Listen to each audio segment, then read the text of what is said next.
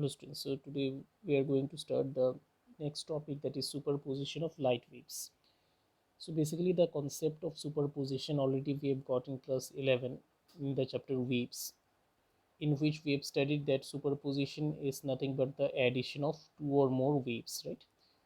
When there is overlapping of waves, then we say superposition. So how we show mathematically the superposition of waves? By adding all the displacement equations. So here in the diagram you can see that there are two light waves coming out from two sources of light. Now these two light waves, they intersect at the point O. So what we can say, that the two light waves have superimposed at the point O. So if we write the wave equation, then y1, this is the displacement of first light wave, so that is given by a1 sine omega t, where a1 is the amplitude and omega is the angular frequency. And similarly we can say the displacement of the second light wave is given by y2, that is equal to a2 sine omega t plus phi, where we can assume that phi is the phase difference.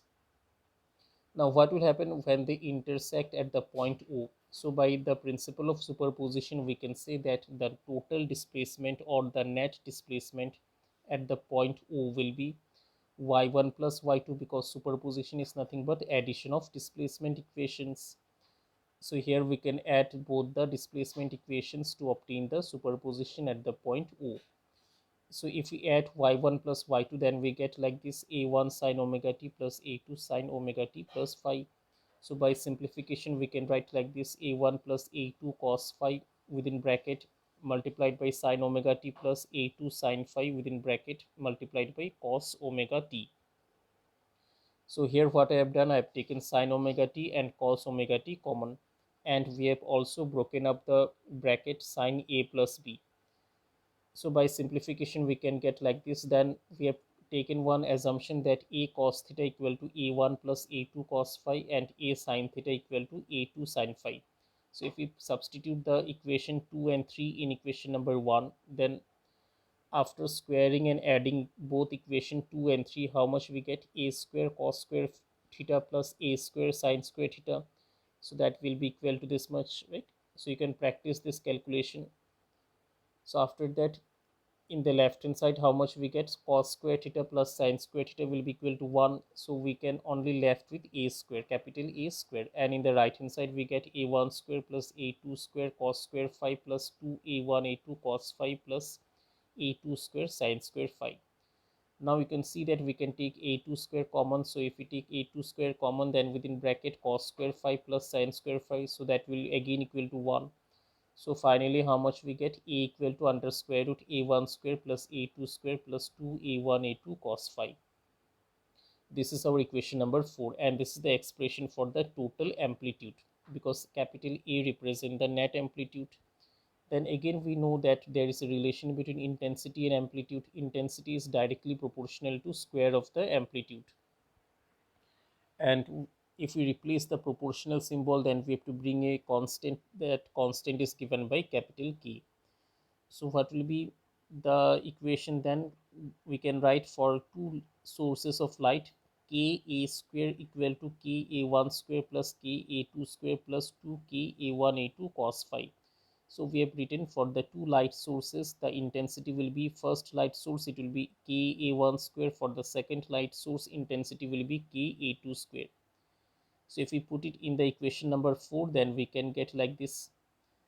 Then k a square will be the total intensity, that is represented by capital I, and k a1 square is the intensity of the first light source, that is represented by I1.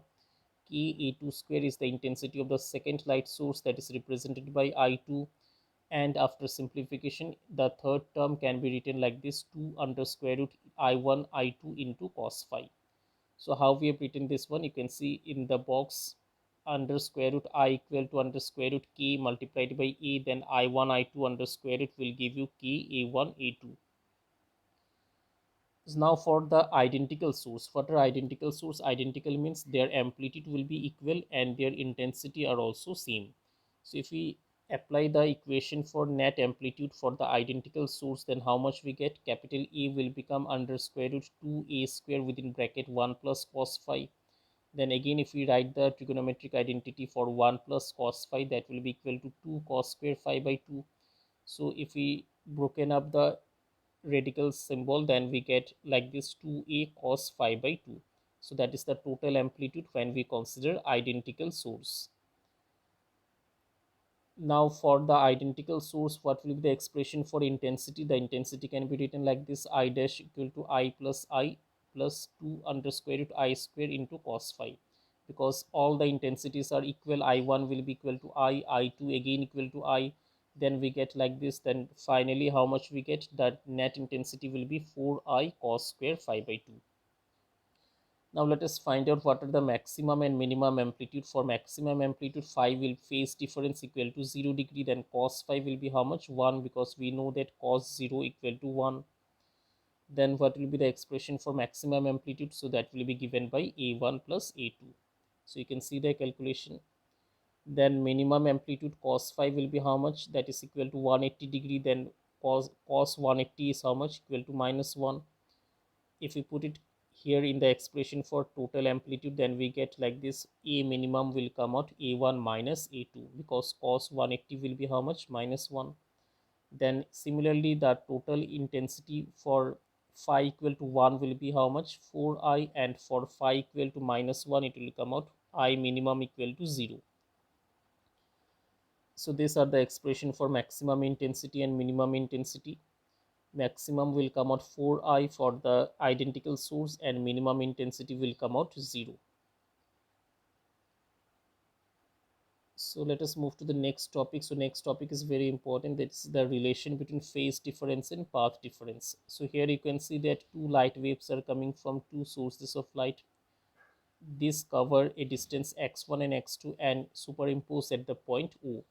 So if we write the equation for first light wave, then we get like this: y1 equal to a sine within bracket kx1 minus omega t plus phi 1.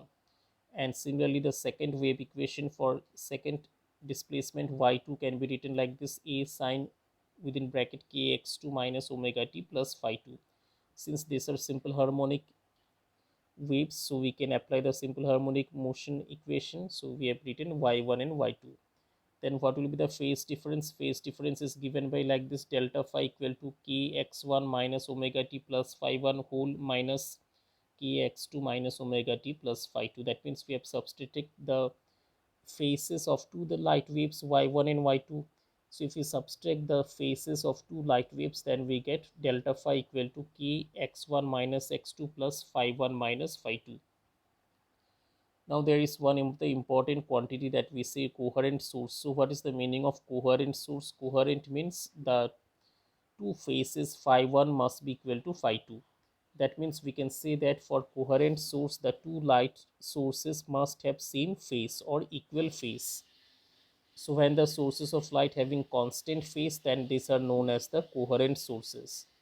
So what will be the expression for delta phi? Then delta phi will come out kx1 minus x2, and k we know it is the wave number. In class 11 waves chapter we have got this one.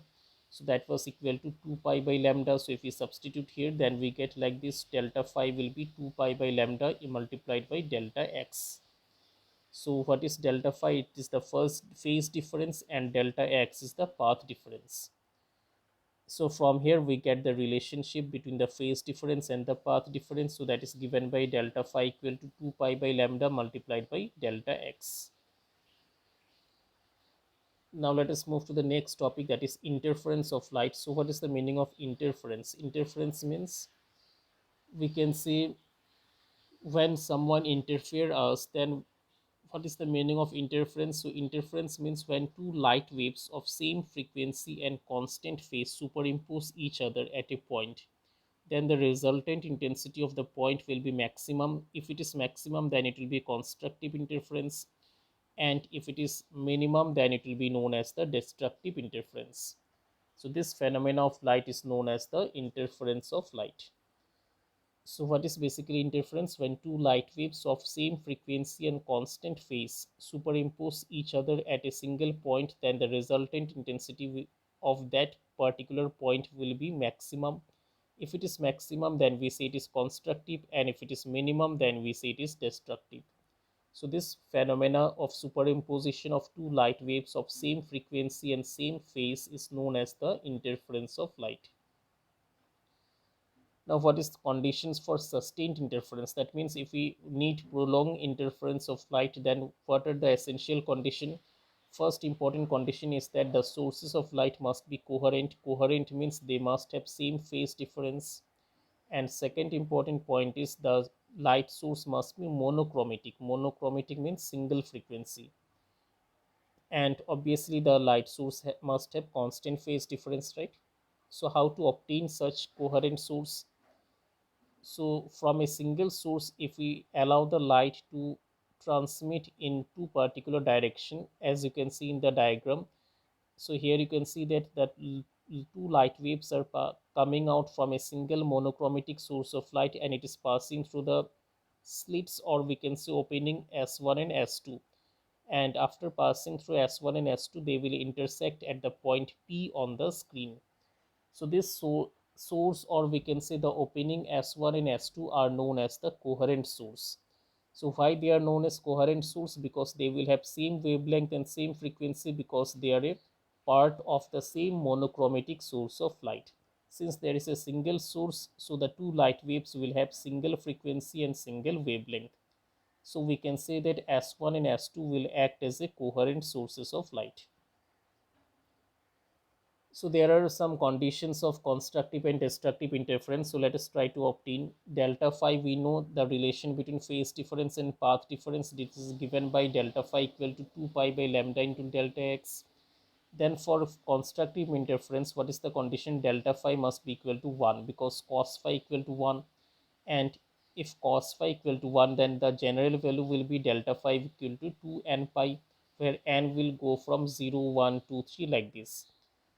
So if we put it here in the expression, 2 n pi will be equal to 2 pi by lambda into delta x, then delta x will come out n into lambda. So this is the path difference.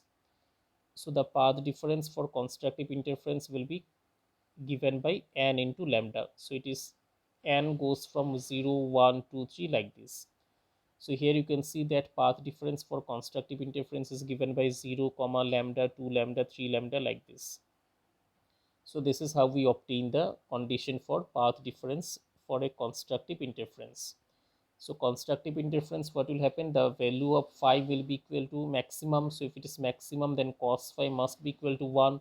And if cos phi equal to 1, then general value of delta phi will be how much? 2 n pi. So by putting this in the relation of phase difference and path difference, we get delta x equal to n into lambda.